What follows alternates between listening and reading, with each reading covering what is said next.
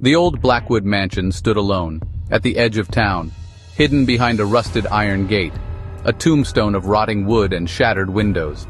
For years, stories circulated, whispers of the family that lived there. They met a gruesome end. Locals avoided the place, said it was haunted, said it held a darkness that could swallow you whole. The wind howled through the trees like a mournful cry, the only sound daring to break the silence of the abandoned mansion. No one dared to approach, except one. Arthur received a letter, unexpected. His great-aunt Eleanor Blackwood, dead, left him her estate, the Blackwood mansion. He had never met the woman, but an inheritance was an inheritance, especially now. Arthur was desperate. He arrived on a dreary afternoon. Rain lashed down, mirroring the unease in his heart. The iron gate groaned, as if warning him. Ignoring it, Arthur stepped onto the grounds. The air grew cold. He felt a presence, watching him. He swallowed his fear and approached the house. The interior was dark, coated in dust. The air was stale, filled with the scent of forgotten memories and the weight of time. Shadows danced on the walls, creating eerie shapes that seemed to move with a life of their own. Cobwebs clung to every surface. The air was thick with the silence of years gone by, broken only by the occasional creak of the old house settling into its age, heavy with the scent of decay. The wood was rotting, the furniture falling apart, each piece telling a story of neglect and abandonment. Arthur wandered through the rooms, his footsteps echoed in the emptiness, a lonely sound in the vast empty space.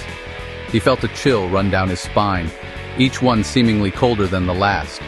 He heard noises, floorboards creaking, the sound of whispers just out of earshot, as if the house itself was trying to communicate with him. Whispers carried on the wind. They seemed to come from nowhere and everywhere at once, filling the air with a sense of unease. He told himself it was just the house settling, but deep down, he knew there was something more, something watching him. A sudden crash made him jump. He spun around, heart pounding. The sound echoed through the halls, amplifying his fear. But there was nothing there, just an overturned vase. It lay on the floor, shattered, as if it had been thrown by an invisible force, as if pushed by an unseen hand. The thought sent a shiver down his spine. He felt a presence, something he couldn't see but could feel. The hair on the back of his neck stood on end. He was not alone. The house was alive with memories, and it seemed to be reaching out to him, pulling him deeper into its shadowy embrace. He saw her one night, a fleeting glimpse that sent chills down his spine. The air grew colder, and he felt an eerie presence.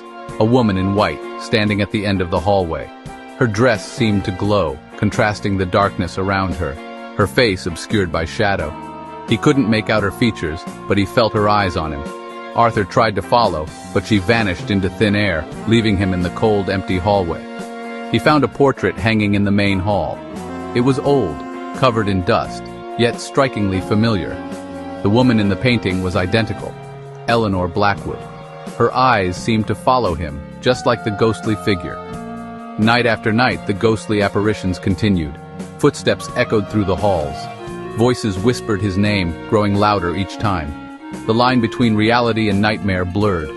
Arthur's mind was in turmoil, unable to distinguish between the two. Fear became his constant companion. Every shadow, every creak of the floorboards filled him with dread. Arthur knew he had to uncover the truth. About Eleanor Blackwood, about why she haunted him, about the secrets this house held, secrets that had been buried for decades, waiting to be discovered.